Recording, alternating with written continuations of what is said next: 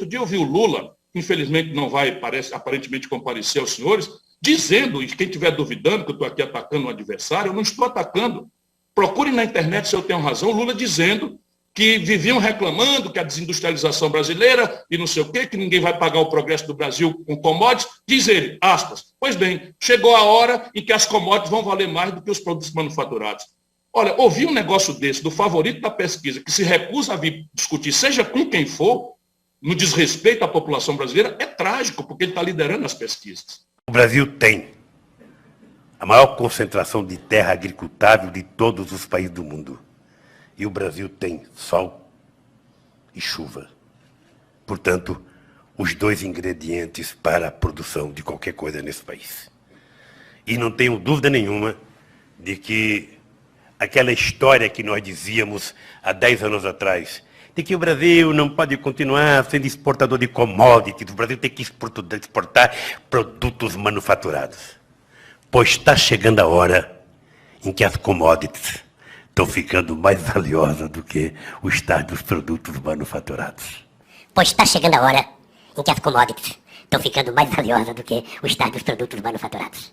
Bom dia, governador Ciro Gomes, que bom estar novamente contigo. A nossa pergunta é sobre infraestrutura, governador.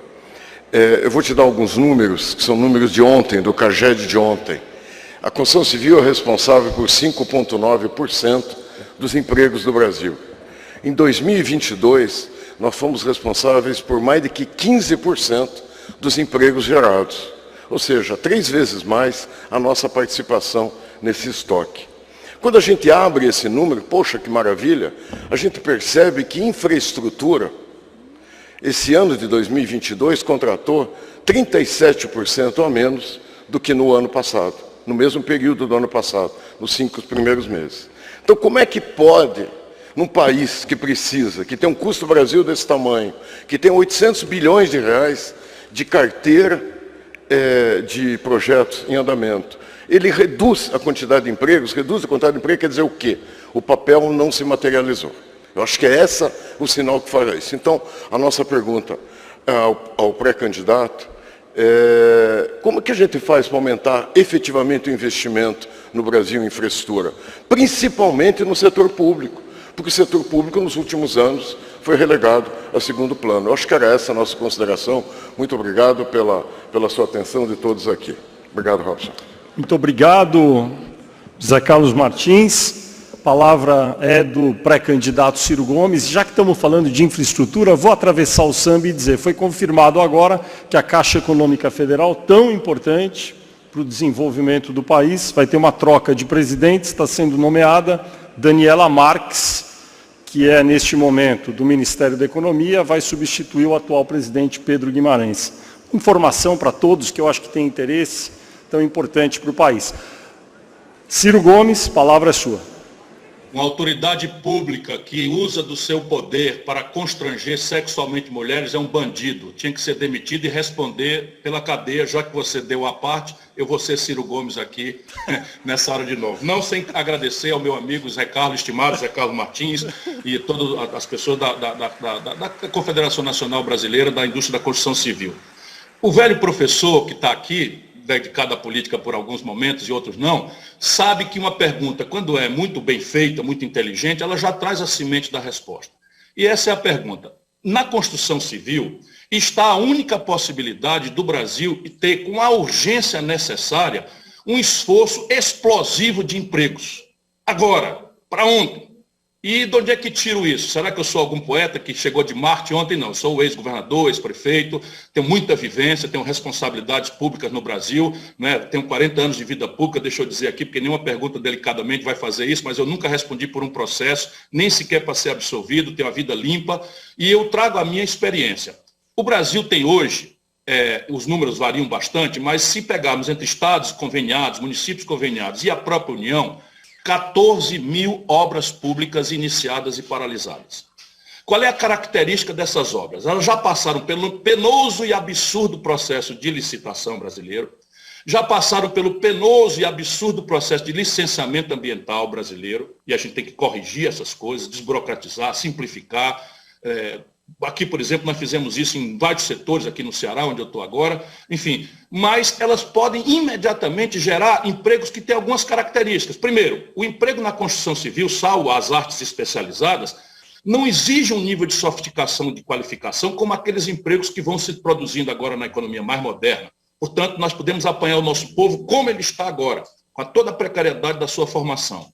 Há um outro elemento em tempos de debilidade no balanço de pagamentos, é que nós não importamos para a construção civil, salvo resíduos que a gente tem que dar uma olhada, praticamente nenhum dos seus insumos.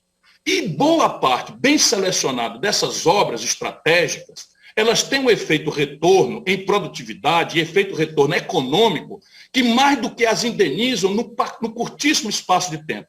Eu dou um exemplo prático que eu presidi na minha raríssima participação na iniciativa privada, 2 companhias ferroviárias do grupo CSN, a Transnordestina e a FTL. Pois bem, a Transnordestina, que é uma obra que está aí andando a passo de cágado, para e continua, quando eu estava conseguindo avançar 1 quilômetro por dia, e ela é uma engenharia financeira absolutamente complexa, que pode ser simplificada, mas ela estava empregando ao redor de 3.000 pessoas.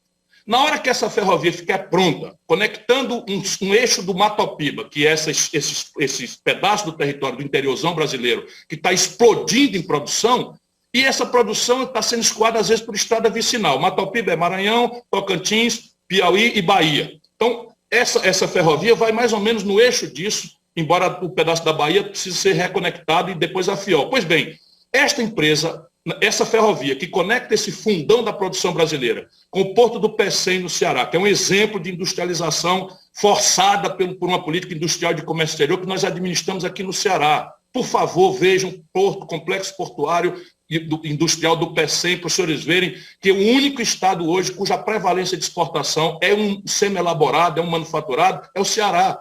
O resto todo está indo para a primarização. Voltando. Pois bem, na hora que essa ferrovia chegar ao Porto do Pecém, ao Porto de Suape, explode a riqueza e o potencial. Não só no agronegócio, mas, sabe, em gesso e gipsita ali em Araripina. Estou dando exemplos práticos. Isso é o limite. Está tudo mapeado no meu plano de governo, tudo projetado, e vocês devem, em algum momento, me perguntar, não precisa ser hoje, de onde vem o dinheiro, porque eu também quero ser o único candidato que se obriga a dizer de onde vem o dinheiro. Por quê? Porque eu quero mudar o sistema de financiamento brasileiro, porque hoje, deixa eu dar o número para os senhores, o orçamento nacional são 4 trilhões e 800 bilhões de reais.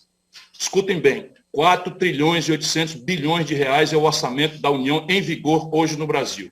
Sabe o que sobra para investimento livre no Brasil? 25 bilhões de reais dos 4 trilhões e 800 bi. E o governo Bolsonaro entregou 22 desses bilhões, dos 25, a uma tal emenda do relator que, no mínimo, deve ser condenada pela dispersão, pela pulverização, pela absoluta inconsequência desse clientelismo varejista, comprando trator para cá, vendendo uma ambulância para lá, comprando ônibus superfaturado para lá, ou, acreditem, um velho conhecedor da vida brasileira, 30%, 40% estão sendo roubados escandalosamente num país que passa fome. E eu espero ter ocasião no debate dos senhores obrigarem todos os candidatos e candidatas a dizerem o que pensam sobre esses problemas. Porque fica eu sozinho, às vezes, falando dessas questões, e parece que eu sou o chato da classe, da meninada que está disputando a presidência. E se a gente não discutir isso, não tem quem reforme o país. Ninguém reforma o país se não houver uma cumplicidade com o povo brasileiro, meritocrática, transformando a eleição num plebiscito sobre as reformas. E é o que eu vou tentar fazer. Pois bem, primeira providência para virar o jogo, consumo das famílias. Por quê? Demagogia? Agradar os eleitores? Não. Aqui é um projeto concatenado. Então, o consumo das famílias responde por 60% do PIB brasileiro quando ele cresce. Consumo das famílias, eu vou ser muito rápido, deriva de 3 fatores: emprego, renda e crédito. Emprego e renda vem depois que o país cresce e hoje estão deprimidos os dois em nível recorde. O sintoma do salário mínimo, pior do que nosso, só tem o da Venezuela, mas também a renda média do povo brasileiro está no pior momento da sua renda. Ora, se eu não tenho emprego e renda, o único lugar onde eu posso e tenho que fazer uma política pública é no crédito popular. Por quê? Porque aqui não é um problema trivial de uma minoria, é um problema macroeconômico. Por favor, entendam isto. 77,8% das famílias brasileiras estão no recorde do seu endividamento histórico. 65 milhões de pessoas estão no nome sujo no SPC. É preciso, portanto, uma política pública que faça a reestruturação prudente, cautelosa, e eu também tenho detalhadamente como fazer isso. Segundo, a mesma coisa para as empresas. Senhores, os empreendedores, os empresários brasileiros não tomaram-se do defeito do calote. O governo impõe um juro tão impagável que hoje 6 milhões de empresas estão no Serasa. 6 milhões de empresas, 3 empregos uma pela outra, dá 18 milhões de empregos, estão com a faca no pescoço da falência. Nós temos aí como fazer um fundo, não é, de reestruturação de crédito empresarial, mas precisamos fazer toda uma dinâmica de recapitalização do BNDES. Aliás, outra pedalada fiscal, o Guedes tirou quase 200 bilhões de reais do BNDES, deixando o BNDES enfraquecido, acabou com a TJLP que eu tinha criado, porque não faz sentido ter uma taxa de juros para enfrentar consumo e fazer a mesma taxa de juros constranger a demanda, a oferta, que era o princípio conceitual da TJLP que eu criei quando fui ministro da Fazenda, e eles revogaram. Em tempo de Selic baixa, ninguém percebeu, eu tentei denunciar. Agora, com Selic alto, os senhores vão ver o que será o financiamento. Eu vi agora, no financiamento da AgriShow, 18% o custo do crédito para comprar um trator agrícola. Enfim, terceiro movimento será uma retomada das obras públicas paradas. E isso eu tenho que dizer de onde vem o dinheiro, e tem aqui uma ideia de 3 trilhões de reais, de onde a gente pode tirar esse dinheiro em 10 anos, para lastrear de forma continuada um grande e brutal investimento na retomada da competitividade sistêmica e da produtividade a partir da logística, a partir da infraestrutura do país, necessariamente envolvendo a iniciativa privada e todas as ferramentas possíveis e modernas que existem, como debêntures conversíveis, etc. E quarto, para realmente não extrapolar nenhum minuto, é preciso estabelecer com toda clareza S's e R's numa política industrial de comércio exterior, centro do modelo de desenvolvimento novo que o Brasil vai ter. Aí o céu é o limite, mas a lei do menor esforço, complexo industrial da saúde, complexo industrial do agronegócio, complexo industrial do petróleo, gás e energias renováveis, complexo industrial da defesa, é onde nós já temos escala, onde a tecnologia é razoavelmente acessível, ou já é nossa, e aonde o mercado doméstico brasileiro e a compra governamental, todas essas ferramentas estão nos documentos da CNI, que eu recebi como uma grande sinfonia. Enfim, eu vou telegraficamente terminar aqui, mas quero ter a oportunidade de aprofundar esses detalhes, quanto mais a gente possa debater.